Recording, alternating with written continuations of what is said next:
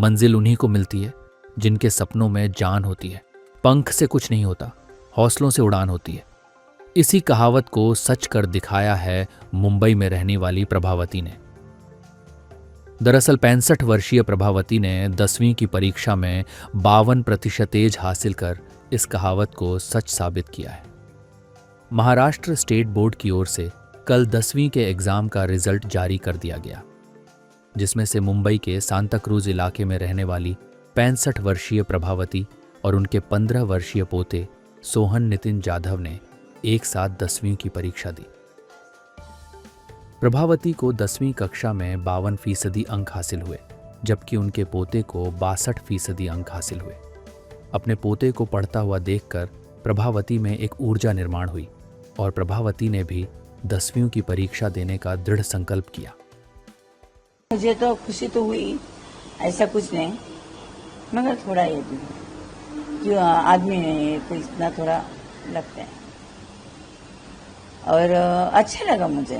मेरा बड़ा वाला पोता है ना, वो पढ़ता था, मुझे वो अभ्यास पढ़ता था ना, तो उसको देख के ना मुझे ऐसा लगा कि कभी उसको मैंने दिया समझो कि प्रथम तुम पानी पी लो, तो उसका ध्यान उधर में नहीं था, ना खाने पे ध्यान रहता था ना किधर भी। तो हम उसको बोलते थे तुम खाना खा लो ये, मगर फिर भी उसके हाथ में किताब था।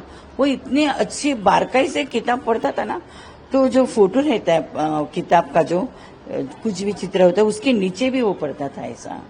तो उससे उससे देख के मुझे ऐसा लगा कि अपन भी पढ़ना चाहिए, क्योंकि मैं तो पढ़ी थी ना क्या, मगर शादी हुई, फिर बच्चे, फिर संसार, ये वो सब इसकी वजह से रह गया क्या। जिम्मेदारियां जो है बखूबी निभाई है आपने। हाँ।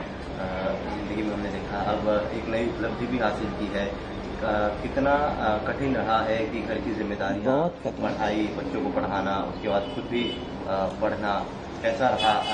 नहीं, मगर अभी दो बातें शेयर अच्छा, मैं पहले तो मेरी तो शादी हो गई, तो मेरा आदमी नौकरी पे थे, तो कुछ ऐसा मुझे तकलीफ नहीं। मेरे बच्चे गाली खाली, मैं घर में ही थी ना, हाउस वाइफ थी, मैं तो कहाँ नहीं जाती थी।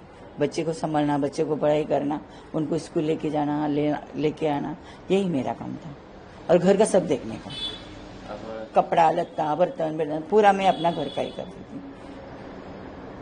10वीं की एग्जाम तो खैर पास किया है आपने, अब 10वीं के आगे का क्या सोचा है? नहीं, ऐसा तो आगे तो मैंने सोचा नहीं है, क्योंकि याद नहीं रहता है। पढ़ना भी तो होता, मगर याद तो रहना चाहिए। बड़ी मुश्किल ब्लैंक हो जाते पेपर में देते जाते जाते, फिर और फिर पेपर में गई ना, तो आजू बाजू के बच्चे भी, वो तो 10वीं में रहते हैं, उनका तो अच्छा पढ़ाई रहता है और उनका माइंड भी साफ रहता है, मगर कुछ बोला ना उनको, अरे इसका ऐसा, मुझे ऐसा धीरे से भी ऐसा अपन करते जरा थोड़ा, तो फिर वो कुछ नहीं बोलते, गलत बताते हैं।